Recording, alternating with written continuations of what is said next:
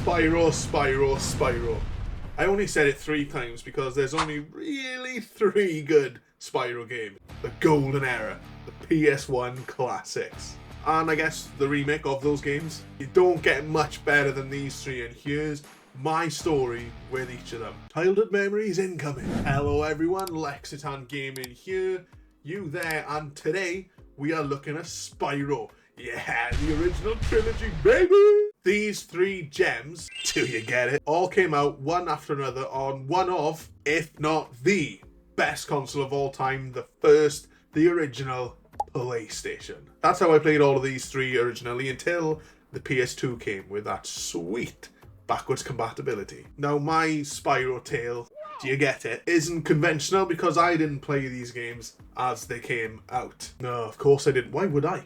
Why would I make it easier? I played them in the order that the video shop kind of had them available to rent. Spyro 2, Gateway to Glimmer, the original, Spyro the Dragon, and at least I played this one last, Spyro 3, Year of the Dragon. So, let's get into it. And we will do it in condescending order as per my experiences. Spyro 2, where a larger part of this video actually takes place, because it's my favourite one of all. It's one of my favourite games of all time. Yeah, okay, it's not a perfect game, but it's pretty close. And I don't remember exactly how it came about, but I did rent it from the video shop down the road to my dad's house when I was a kid. Oh my god, rentals. Do you remember those? And the one I went to, when you walk in on the counter, it was just full of sweets. Pick and mix. My god, I miss those giant eggs.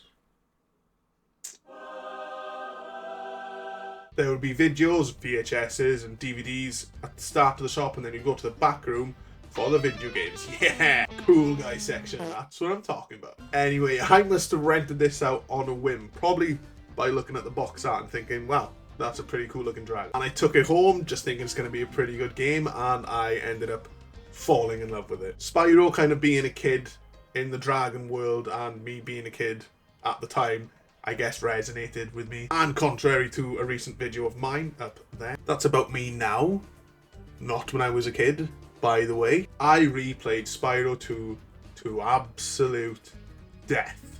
I don't know how many times I must have rented that game.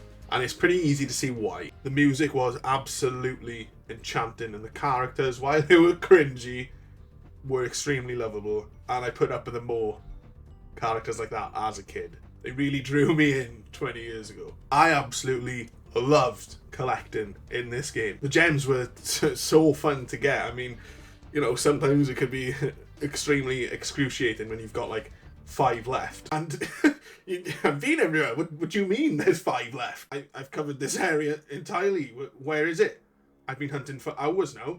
Do you have... Huh? Do you know where it is? Do you know where it is, you stupid f***ing balumper? You useless fuck. There's actually no point to you. You are a waste of air. You bring nothing. You should just die. You should just die. Well, there it is. Didn't see that basket there. So yeah, gems are fun. As are the orbs that you need to get to open the doors to get to the next area. And the talismans you get from each area once you've completed the main part of it. Each realm, which is basically like a sub-world you fly to, has its own people, and will usually have some kind of enemy at the end before you get the talisman, as I mentioned, that's causing them issues. And can you guess whose job it is to solve it? Yeah, Purple Dragon Teenager Skater Boy, or Spyro. This is basically the feel throughout all of these 3 games, by the way.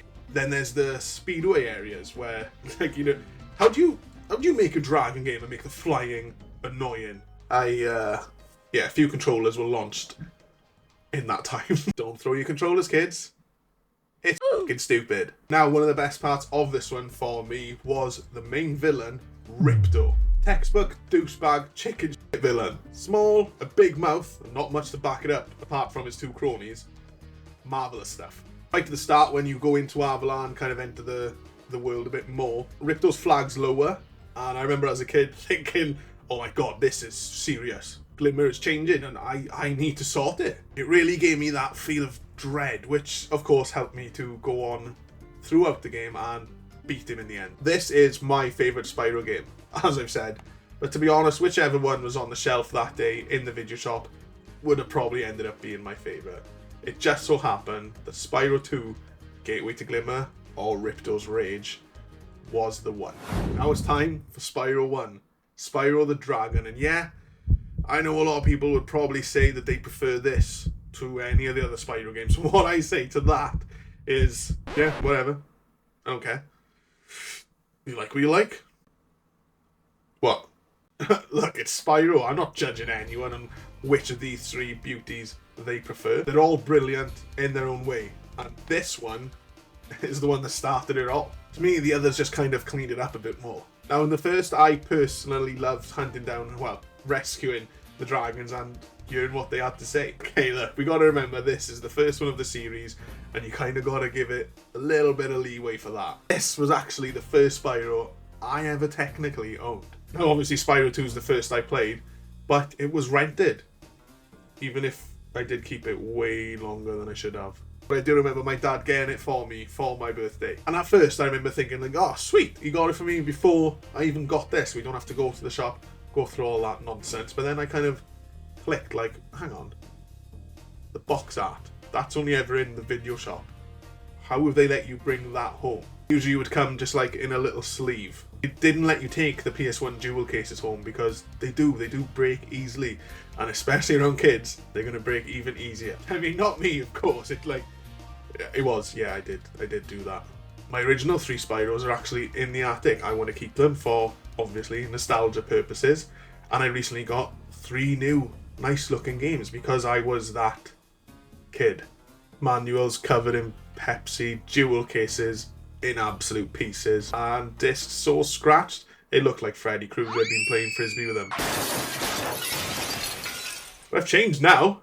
But yeah, there isn't much more to say about my experiences with this one. It's a lot like the second, which can only be a good thing. Okay, here we go. Skateboarding Spyro! Nah, not gonna lie, I spent hours and hours on that specific part of the game. When I look at Spyro 3, I mean, he's actually on the skateboard anyway. But when I look at Spyro 3, that's the first thing I think of. And I know a lot of you probably consider Spyro 3 to be your favourite and maybe even the best one. And I don't blame you. It is an exceptional game. The music it's Spyro. It's exceptional. It's going to be stuck in my head until the day I die.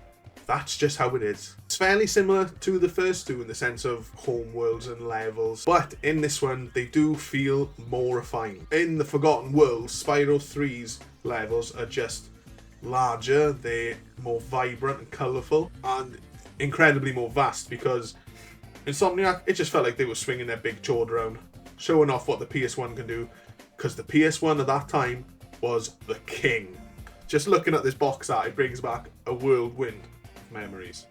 Like telling my sister that she was controlling Sparks the whole time.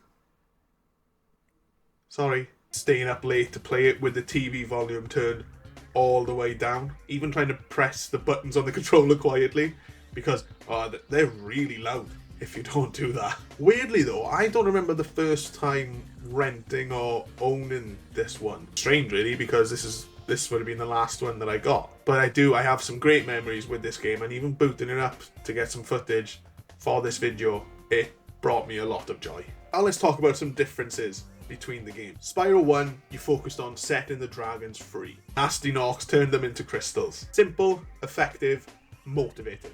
There's no mini games or anything too adventurous, so you are just focused on the main story at hand. Spyro 2 kind of takes away the threat from the dragons as you transport it to Avalar to find a new world under threat from Ripto. But there's a few extra elements in there, like learning the ability to swim, to climb, cool mini games like hockey and the flying rings. Some things could have been left alone. And Spyro 3 changes it up just a little bit. We go back to the dragons, but more finding the dragon eggs that the sorceress has stolen. However, in this one there are 5, including Spyro, playable characters. First time in the series where you can play as more than just Spyro himself, which I barely remember because it was all about skateboarding Spyro. So yes, all in all, 3 amazing games that came out from 1998 to 2000. Imagine that now. 3 games in 3 years. 98, 99, 2000. I wouldn't have time to do anything else. And all 3 were games that allowed me, in some dark childhood days, allowed me to escape. I'd transport into whatever world I'd fancy getting lost in. Exploring, collecting, helping people of that world. Just immersing myself elsewhere. And the games, they're all great.